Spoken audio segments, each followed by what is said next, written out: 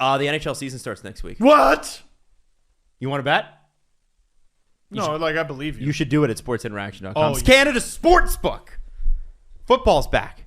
Baseball playoffs coming up. Hockey season literally next week.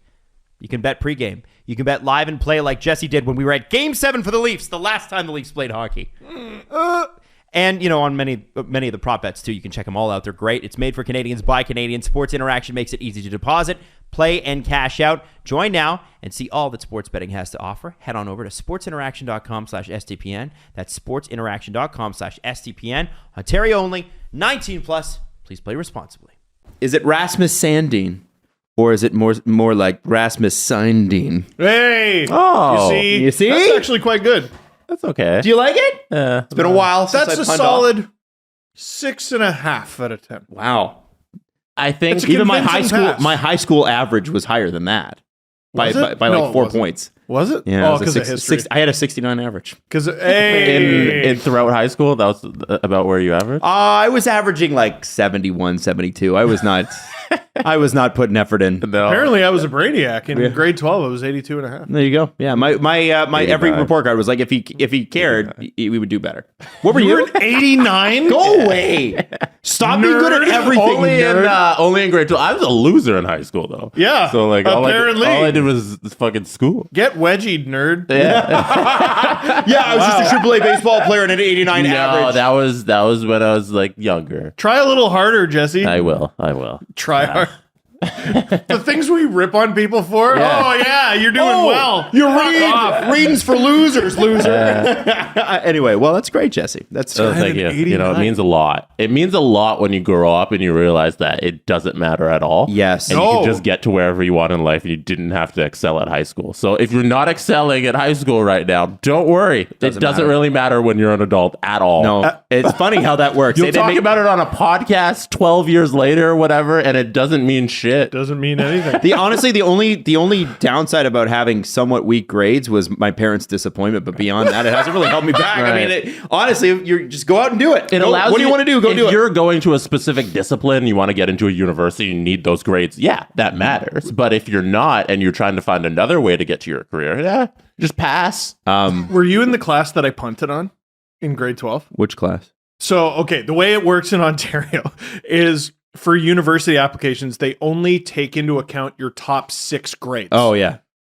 So you can take as many as 8 classes, but nobody did that because why would you take on 8 classes when all you need is 6? So everybody had to spare in grade 12. It was awesome. I took 7 because I couldn't decide, and I was like, okay, by like December, I'll know which one of these is my weakest class, and I'll just punt.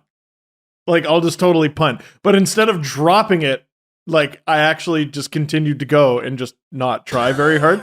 It was Mrs. Ashby who she was tough, man. She was she was tough, but I loved her. Great teacher. She was one of my favorite high school teachers, and I had her for more than one class that year. But Yes, had I her was in the class you punted then because I was in both of them. Do you remember when I got up for my like final presentation and I began my presentation with, listen, I didn't try very hard on this because I already got into the school I wanted to. So sorry that you have to sit through this. Steve, I can't remember what I ate for dinner yesterday. So no, I do not remember the intro to your presentation in grade 12 for the class that you punted on. And she loved us for whatever reason, and she just put her face in her Yeah. hand, and she's like, continue, Steve. I just complete all my grades. It was like 80 something, 80 something, 80 something, 80 something, 55. She delivered the biggest burn a school teacher has ever unintentionally delivered to me. And I remember it because I was really good at history until I met Miss Ashby. And then I wasn't good at history and I couldn't figure out why. So I stayed late after class. I'm like, why don't you like my essay? And she said, I think you need to read more. Wow. So she just... You remember history is my strongest subject. I loved it. And she just, it's just like stone cold. Like, you're done. That's brutal. Like, I'm out. I'm a chalk line at a murder. Let me guess, you didn't listen. I audiobooked it later on. No, I was too interested in partying and meeting girls and striking out. I had a teacher knife me too, where she was basically like, I think you should take a comedy class. Oh, that's nice. But she said that because she noticed I was always trying to make jokes, but did not find me funny. Oh, yeah. Yeah. And I was like, oh, like immediately I read all the subtext and what she was telling me. And I was just like, That's ow, nice. cool. I'm going to think about But that. at least she forever. was encouraging you to pursue your passion. She was. We're actually like friends now. Oh, that's cool. Yeah, That's but, good. So Rasmus Sandin has signed. Oh, yeah. Signed the exact deal he was offered in June. The idea was Dubas wanted Timothy Liljegren and Rasmus Sandin to sign the exact same contract on the exact same day and announce it all together. And Rasmus Sandin said, no, I want 1.6 million. And the Leafs said, no, it's going to be 1.4. And he said, no, I'm holding out. And they said, cool, good luck with that. And obviously with the injuries, Jake Muzzin's got a back injury. He hasn't played, hasn't skated. I'm a little concerned about that. But Keith doesn't sound as concerned. Okay. But, all right. Just anytime it's a back. Anytime it's a back. totally. He's been skating around, just not as a full participant in practice. But yeah, back. And then you got Jordy Ben's got something. Dahlstrom's got something. He got it last night. And that's why Kerfoot and Yarncroke had to play defense, which we'll get to. How did they? Yeah, sure. So, and I think CJ said it best in his column today for North Star. It was like, he's like, listen, he saw the opportunity and he did the smart thing and he took it. Yeah, and like there are parts of the deal that make it a little bit better for him. He's taking 1.2 million this year, 1.6 next, which means his qualifying offer is 1.6.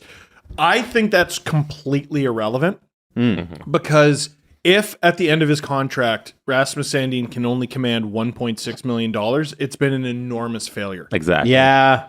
Like, if he's only worth 1.6 at the end of his contract, don't even bring him back. Like, punt, trade him.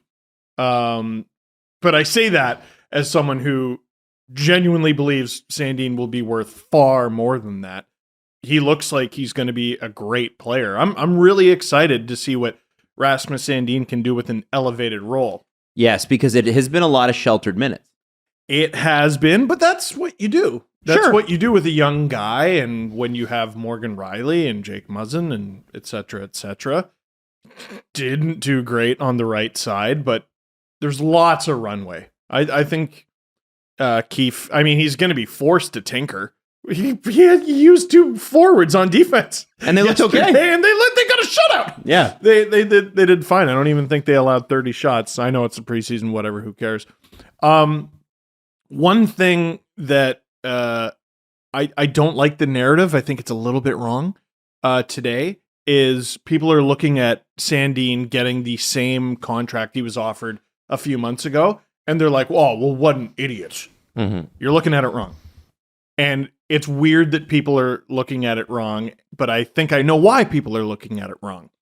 Because it forces people to give Kyle Dubas credit. I don't think Sandin is an idiot for taking the same contract he was offered previously. I don't think his agent is an idiot for taking the same contract he was offered previously. I think this is an extremely well done job by Kyle Dubas. He stuck to his guns. He had all the leverage in this situation. This wasn't Nylander. This wasn't Marner. This wasn't the previous contracts that he's had to deal with.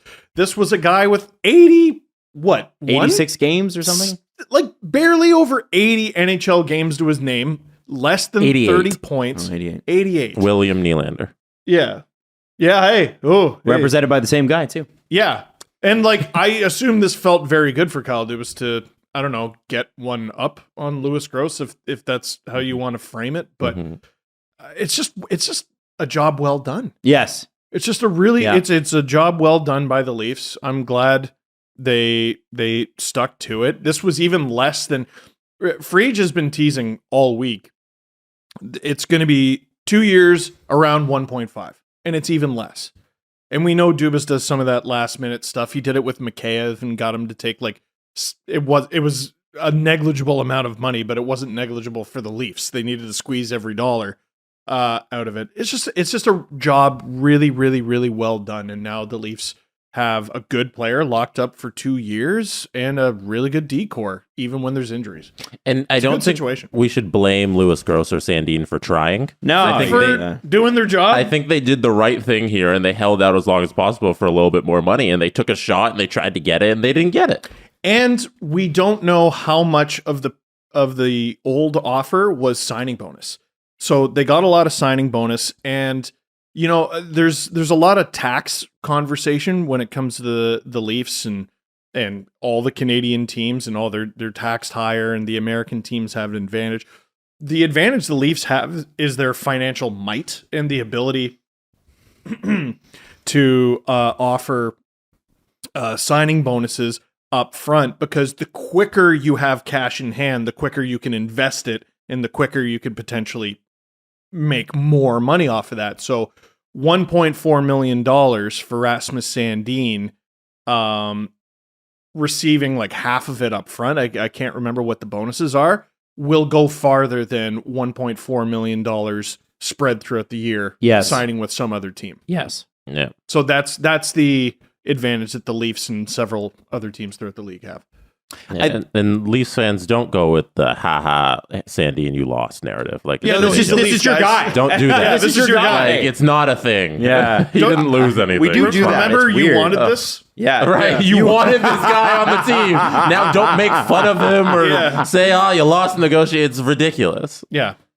I also think obviously that sorry, my phone buzzed here. I got a little bit thrown off, but with Sandin, obviously he's got to step up big. But I think it's also interesting. Chris mentioned, and by the way, the CJ show recorded this morning as the Sandin contract was announced. So it'll be very, very interesting. Chris has been following this not just for the last few weeks, not just for the last few months, but for like the last year. And That's so I think specifically Chris has some very unique insights on this that I don't think you're going to get anywhere else. And I think if you listen to the CJ show today, first off, they're reacting to it on the fly. Second, one of the things he mentions in the column, which he got posted right away, it's crazy how quickly he had it up, is that the Leafs are going to, with LTIR space, find something contract-wise for Zach Aston Reese. Now, it might be $750,000, but there's another depth option who's got tremendous defensive skill on forward, which they need. And, and I guess one of the standouts for Keefe, too, is Nicholas Aubé-Kubel, who, it seems like the Leafs have got these every year. Dubas does a really good job of finding these depth pieces. Now, we'll see how they play out in the first 20, 25 games, kind of like with Nick Ritchie. But, boy, do they have a lot of great options. They do. And, I could see the problem on the horizon of, you don't have Michael Bunting locked up. You don't have David Kampf locked up. And those are two really important parts of your team.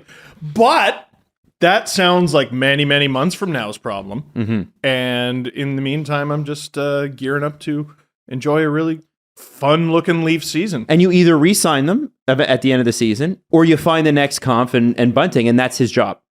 Yep. This is, I always talk about what I wanted out of Dubas when he became Leafs GM. And he's got some tendencies I don't like, but he's done a very good job. Yeah. He's done a very good job. Lock up the core, fill the gaps. Yep. He's done a very good job. I would like there to be, a little bit more term to the quote unquote gaps. I mean, people kind of forget that Kerfoot fits under that, and we're trying to punt him out the door, but he was locked up to 4 years. Yeah. But and has been Bunting useful. and Kampf I would like to see get done, but I mean, he's got one season in front of him at a time. Yarncroke and Kerfoot played defense last night after the injuries. Yarncroke's another one, by the way, 4 years. Yeah, and they looked Longest tenured Leaf at currently, like longest contract on the Leafs, except for Riley. Longest forward, I believe. Yeah. Well, until I don't know, July 1st next year when Matthews gets signed. Yeah.